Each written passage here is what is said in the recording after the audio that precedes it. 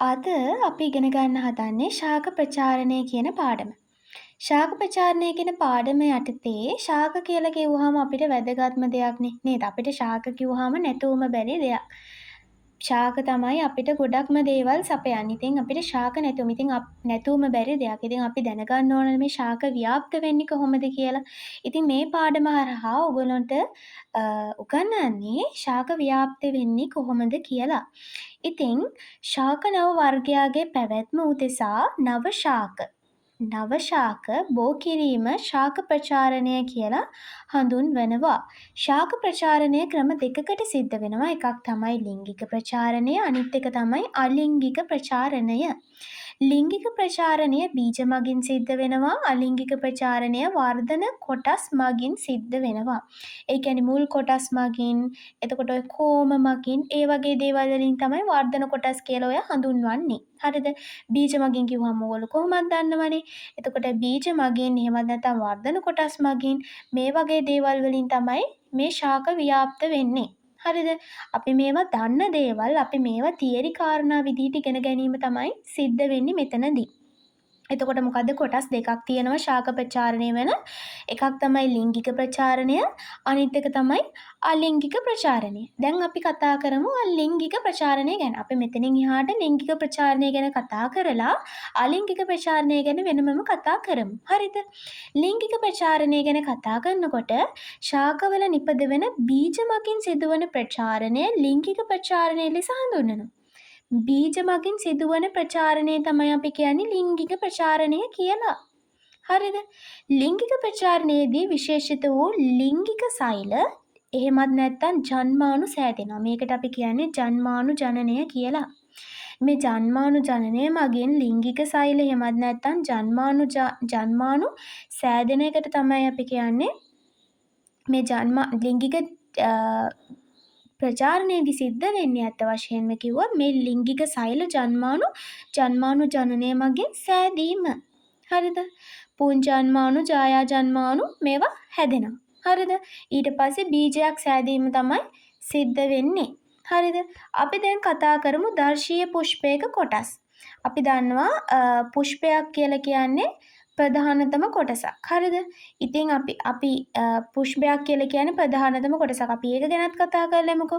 ඒ සඳහා අපි ලිංගික ප්‍රචාරණයේදී ජායාජන්මාණු පුංජන්මාණු එක්වීමෙන් බීජයක් සෑදීම තමයි සිද්ධ වෙන්නේ.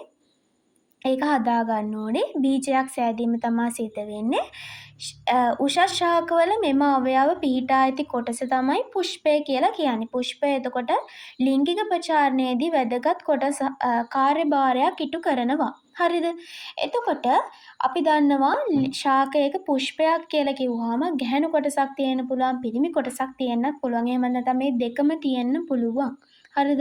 අපි ජායාංගයක් තියෙන්නත් පුළුවන්, පූමාංගයක් තියෙන්නත් පුළුවන් කියලා කියනවා. මම මුලින්ම රාවම් කරේ පූමාංගය උනාට කිව්වේ ජායාංගය කියලා. පූමාංගයක් තියෙන්නත් පුළුවන්, ජායාංගයක් තියෙන්නත් පුළුවන්. හරිද? පූමාංගයට අයිති වෙනවා පරාගදානයයි සූත්‍රිකාවයි කියන එක. එතකොට ජායාංගයට අයිති වෙන්න පුළුවන් කලාංකයයි, කීලයයි, ඩිම්බ කෝෂයයි කියන කොටස් තුන. හරිද? ජායාංගය කියලා කියන්නේ ගැහැණු කොටස, පූමාංගය කියලා කියන්නේ පිරිමි කොටස. හරිද? එතකොට මම ආයෙත් කියනවා පූමාංගයට අයිති වෙන්නේ මේ බලන්න පූමාංගයට අයිති වෙන්නේ පරාගදානියයි සූත්‍රිකාවයි කියන කොටස් දෙක. ජායාංගයට අයිති වෙන්නේ ජිම්බ කෝෂයයි, කලංකයයි, කීලයයි කියන කොටස් තුන. හරිද? ඊට අමතරව දලපත්‍ර තියෙනවා. අපි දන්නවා පෙතිවලට තමයි දලපත්‍ර කියලා කියන්නේ. හරිද? ඊට අමතරව මණිපත්‍ර තියෙනවා, ඩිම්බ. මෙන්න මේ ඩිම්බ කෝෂය ඇතුලේ තියෙනවා ඩිම්බ. හරිද? ඩිම්බ තියෙනවා.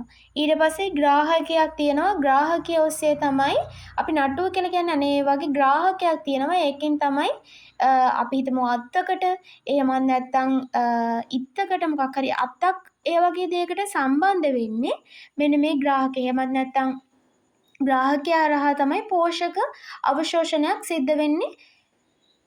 ඒක හරහා ග්‍රාහකයා හරහා. හරිද? ඉතින් ඒක සඳහා ග්‍රාහකයෙකුත් පිහිටලා තියෙනවා. දැන් පෝෂක අවශ්‍ය වෙනවනේ මේ වර්ධනයකට. ඉතින් ඒක නිසා ග්‍රාහකයෙකුත් පිහිටලා තියෙනවා. ඉතින් ඔන්න ඔය විදිහට තමයි දර්ශීය පුෂ්පයක කොටස් පිහිටලා තියෙන්නේ. හරිද? මේවැ කොටස් වෙන වෙනම කතා කරන්න ඕනේ. දර්ශීය පුෂ්පයක ප්‍රධාන කොටස් 4ක් තියෙනවා. ජායාංගය, පූමාංගය, දලපත්‍ර, මණිපත්‍ර. හරිද? මේමයි කොටස් වෙන වෙනම කතා කරන්න ඕනේ. ඒවා ගැන මම පොඩි හැඳින්වීමක් කරන්නම්. ඕගොල්ලන්ට මම අභ්‍යාසයක් දීලා තියෙනවා මේ විදිහට. මෙන්න මේ පරාගධානී, සූත්‍රිකාව, කලංකය, ඩිම්බකෝෂය, කීලය, දලපත්‍ර, මණිපත්‍ර, ග්‍රාහකය.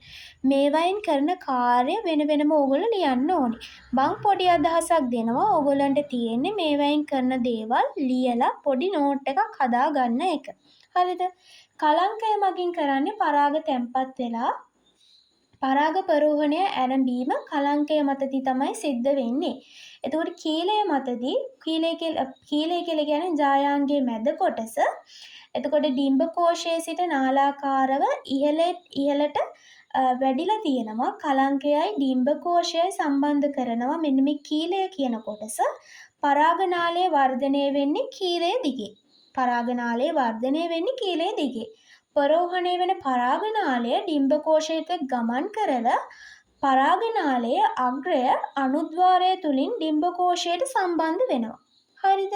ඒ වගේම ඩිම්බකෝෂය කියලා කියන්නේ ජායාංගයේ පාදස්ථය විශාල වෙලා ඩිම්බකෝෂය සෑදිලා තියෙනවා. ඒ තුල ඩිම්බ පිහිටලා තියෙනවා. සංශ්ලේෂණයෙන් පස්සේ මොකද වෙන්නේ කිව්වොත් එහෙම සංශ්ලේෂණයෙන් පස්සේ වෙන්නේ ඩිම්බකෝෂය ඵලය බවට පත් වෙනවා. ඩිම්බ ටික බීජ බවට පත් වෙනවා. හරිද? ඒ අපි කතා කරේ ගැහැණු කොටස එහෙමත් නැත්නම් ජායාංගය ගැන. පූමාංගය ගැන කතා කරොත් එහෙම කොටස් දෙකක් අයිති වෙනවා. පරාගධානියයි සූත්‍රිකාවයි.